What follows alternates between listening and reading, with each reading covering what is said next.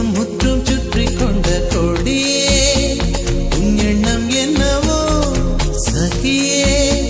என்னை கொஞ்சம் கொஞ்சம் கொத்தி தின்னும் கிளியே என்னை கொல்லும் எண்ணமோ